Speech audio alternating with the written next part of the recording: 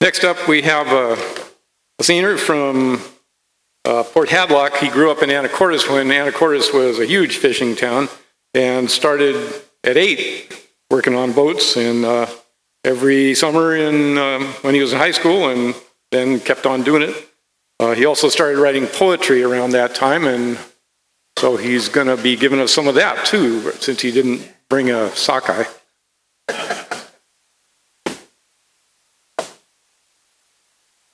Did I say your name? Gary Keister.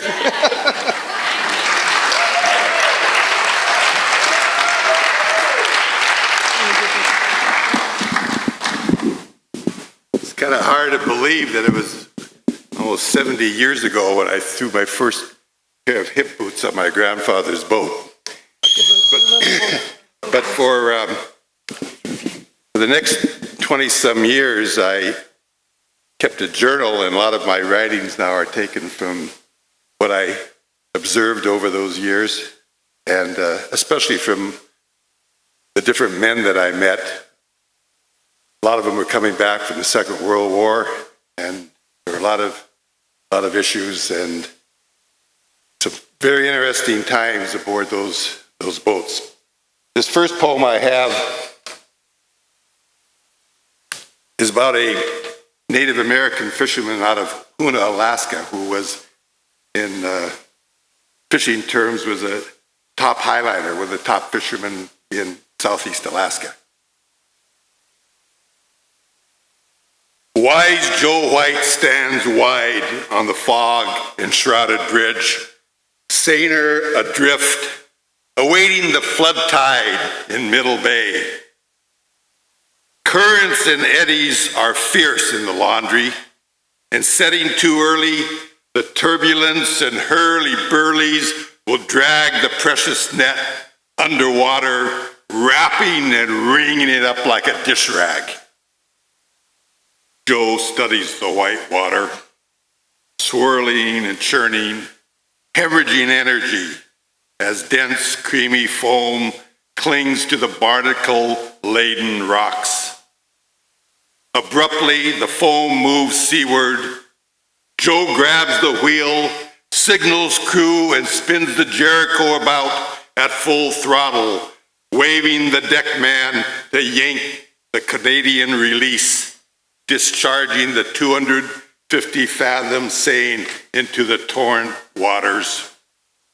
Each man prepares for grueling high-speed work in order to make still another set on this perfect tide, plugging their hold with humpies and silver-bright dog salmon.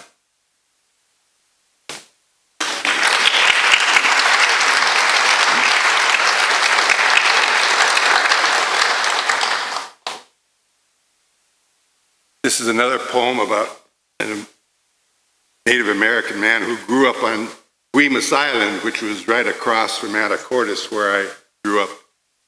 Another very well thought of commercial fisherman, called Lost. The skip slid silently through Grenville Channel, the constant purr of the yellow cat thrusting against invisible currents. From his port side perch, window wide open, he breathed in the entire sea and witnessed a phosphorus light show while they plowed through a frenzied firefly glow.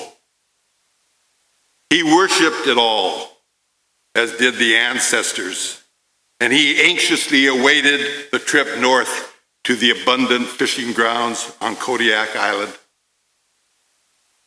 Standing in the cramped pilot house, he stretched and placed his ubiquitous coffee mug on the compass shelf and murmured to the helmsman about going astern to take a pee.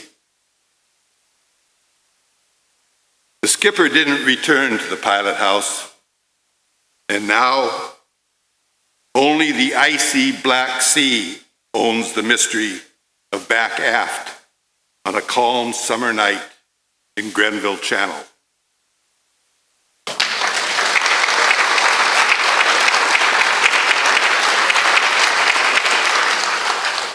little lighter. We live on Discovery Bay, which is near Port Townsend, and each fall now the salmon are returning, and it's a lot of the wild fowl from Alaska come down, stop there overnight, and fly on. Sort of this constant parade all autumn. Discovery Bay. There's calmness in the bay, tide slack. A silver glimmer encounters the icy sea. There's calmness in the bay. Ring-necked ducks and barnacle geese float aimlessly as eagles await their prey.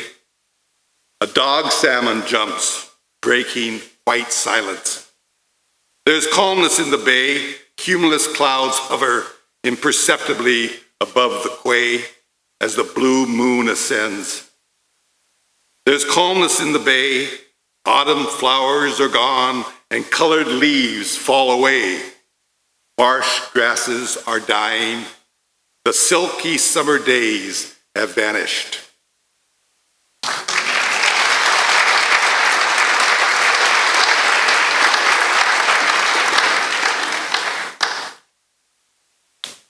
I was in my 20s, skippering a wooden seiner in southeast Alaska.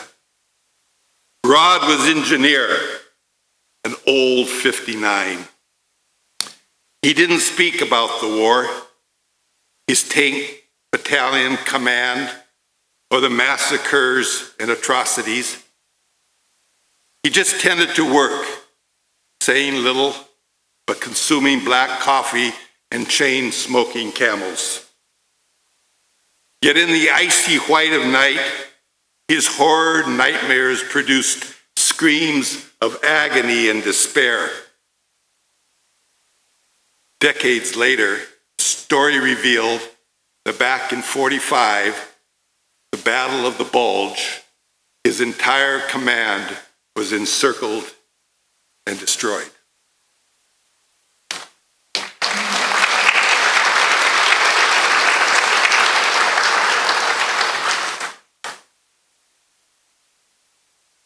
This is called Grand Back Then. It was grand back then, those post-war 40s, where life was steady in that closely knit island fishing village. Still today, it's comforting to return, traveling through rich soil Skagit Valley, crossing the Swinomish Slough, and driving down the avenue called Commercial, where the air is fresh and the sea salt scent all-consuming. Oh, those familiar smells of childhood, long gone, save by a well of memories. Now I wander the tired, abandoned, weather-beaten cannery. Its wet red paint faded a dull blush after decades of battering by harsh salt and wind-driven seas. Vividly, I see and smell the fresh sockeye salmon being unloaded at the cannery dock as tons of icy seawater bathe their sleek blue-back bodies. Conveyed to worn bins, tall and tawny young men in tattered yellow rain gear shovel crystal clear ice over the precious cargo. In the dimly lit fish house, the stink of blood and guts, where the glorious creatures are butchered and sliced, while old bent women in black and blue kerchiefs hand-pack the blood-red meat into half-pound cans. The clinking tins move noisily towards the click, click, click of the relentless steel-gray seamers, then stacked aboard rusting metal pallets and shoved in the asbestos-coated tomb-like chambers. The cookers discharge a shrill, scalding, sizzling steam, penetrating the high-pile tins, cooking the hearty flesh, yet preserving its splendidly appreciated crimson color. The village smells delicious.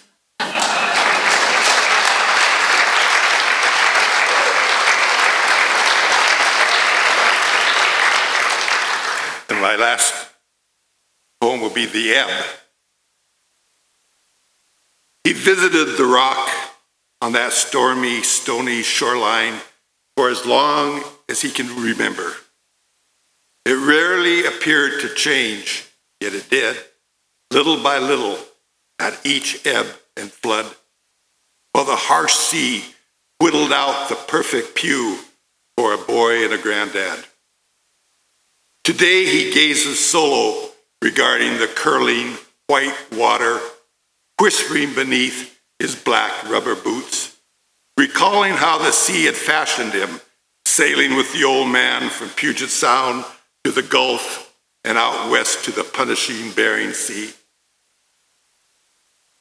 Now the white water flows deliberately away as life ebbs, one particle at a time, recalling life's marvels and the significance of the coarse grained granite that hosts the tiniest bits of life that encrusts body and soul.